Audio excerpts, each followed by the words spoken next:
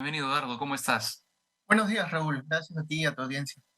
Bueno, quisiera comenzar hablando, por supuesto, del caso de Alejandro Toledo. ¿Tú crees que tendrá efectos políticos prácticos la llegada de Alejandro Toledo a nuestro país?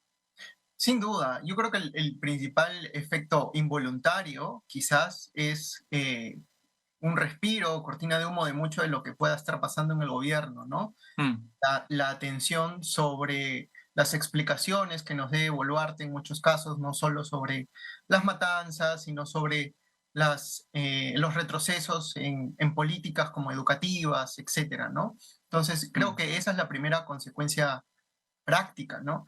Pero más allá de la consecuencia práctica, me preocupan las consecuencias simbólicas, ¿no? El sentido que para la población la democracia como régimen le sea indiferente de otros para solucionar sus problemas, ¿no? Esta decepción que en muchos ocasiona el haber confiado en algún momento su esperanza o su sentir democrático en Alejandro Toledo, ¿no? Eso es lo que me parece más preocupante, ¿no? Y hoy Es en decir, día que los ciudadanos se sientan ingenuos y que descrean de la democracia por esta burla, digamos, en la que se convirtió esta persona que albergó tantas esperanzas. sí, y a su vez que le sean, digamos, más persuasivas voces autoritarias o populistas que les crean que con hacer determinadas acciones arbitrarias se podría solucionar más rápido sus problemas, ¿no? Ajá. Entonces, que la democracia pierda valor en sí mismo sería problemático, sería una consecuencia bastante problemática, ¿no? De lo que ha ocasionado Toledo, ¿no? Ahora, Toledo es un personaje absolutamente aislado, que no tiene ningún tipo de representatividad política a estas alturas, salvo las 20 personas, algunas de ellas probablemente contratadas, que acompañaron a Doris Sánchez. Aquel grueso de la población que lo apoyó en el año 2000, cuando cae la dictadura de Fujimori, cuando él es elegido presidente, enfrentándose a Alan García en esa segunda vuelta tan peleada, el grueso de esa población le ha dado la espalda completamente. Sí, es que creo que no es que las personas apoyen, hay un porcentaje, creo yo, un 15% más o menos, que siempre es el bolsón democrático que tiene este país, pero que no recibe alimentación política, ¿no? Y que va encontrando en cada elección o buscando cuál es su mejor decisión para mantener la democracia. Creo que eso Ujú. han sido las últimas elecciones. Por eso digo que Toledo en algún momento lo representó. No es que las personas hayan votado por la persona de Alejandro Toledo Manrique y creído en él a capa y espada, ¿no? Sí. Al menos no, por lo Ese menos desde... bolsón de 10% que probablemente sería mucho mayor si no tuviésemos ahora tres presidentes presos y otros tres que se enfrentan a la justicia. Bueno, el caso de Alan García no lo sigue haciendo, pero Pedro Pablo Kuczynski y Ollanta Humala siguen, digamos, procesos por corrupción. Totalmente. De hecho, ahora estaba pensando que qué simpático sería que alguien se anime a hacer una obra de teatro sobre tres presidentes que conversan, ¿no? Uno, un ex dictador, digamos, un demócrata corrupto, que sería el caso Toledo, pues, y un político precario sin ideas, ni siquiera lo llamaría demócrata, ¿no? No sabría como que el caso de Castillo, ¿no? Los tres podrían conversar y podrían haber una serie de dilemas entre los tipos de regímenes y sus propuestas, ¿no? Ujú. Este, Ahora, sí, dime. digamos, Toledo está preso, como te digo, se ha quedado solo. Eh, ¿Por qué, digamos,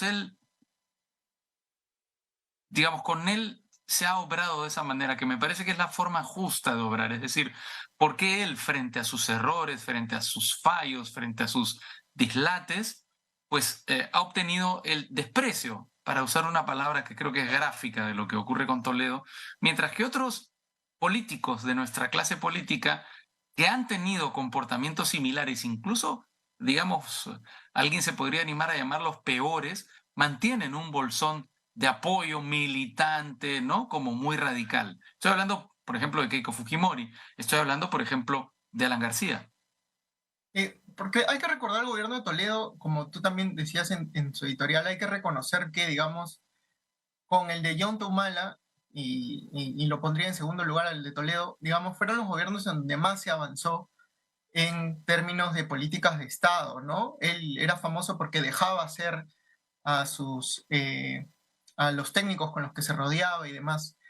Eh, Y yo creo que él también, digamos, no se dio algunas cosas tanto como, por ejemplo, algunos poderes fácticos, no todos, ¿no?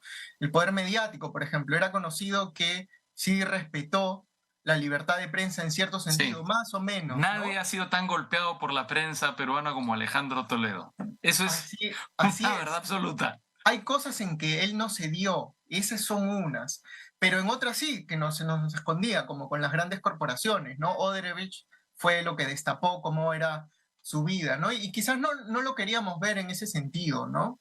Entonces, yo creo que por eso hay eso explica, da en parte respuesta a lo que me pregunta sobre por qué se genera cierta enemistad, ¿no? Uno de los grupos en los que no se dio fue, creo que, al poder mediático, ¿no? Porque Mm. a diferencia de otros políticos que es notorio cómo, digamos, están asociados con ciertos grupos mediáticos y dan entrevistas particulares, ¿no? Solamente a ciertos entrevistadores. De acuerdo.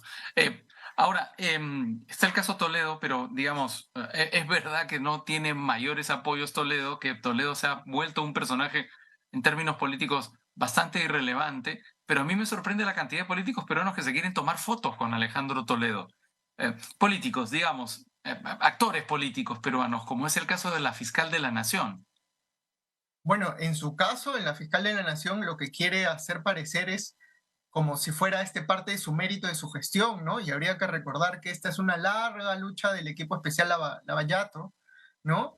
Que ha estado detrás de la extradición, más bien del equipo liderado por el fiscal Vela, ¿no? Y José Domingo Pérez, ¿no? Quienes más bien han tenido, es fruto de su esfuerzo, de este trabajo que ha continuado y que han demostrado, como también dijiste en su editorial, de que no se han casado con ninguna tienda política, ¿no? Y en ese Ujú. sentido se ha avanzado y se ha logrado bastante. Y la fiscal más bien logra la foto porque está en medio de estas denuncias que no explican hasta ahora dónde está su tesis, su grado, cómo obtuvo su grado, y que por lo tanto está en cuestión su misma posición, ¿no? Su Su mismo cargo. origen, sí, exacto. Ujú. Ahora, digamos, esto ocurre prácticamente en el mismo momento que el gobierno cambia el gabinete ministerial, que 4 ministros dejan sus cargos y asumen unos reemplazos, digamos.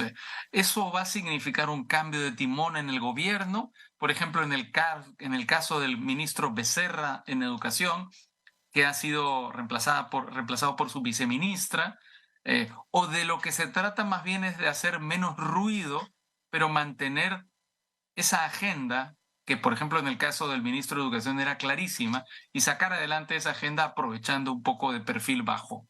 Yo creo que es totalmente un maquillaje, ¿no? No hay ningún cambio de ruta. La ruta sigue siendo perfectamente la misma, en el sentido que es su viceministra y en justicia, por ejemplo, ya empezaron a salir que tiene más de 58 llamadas con los cuellos blancos el actual ministro. 188.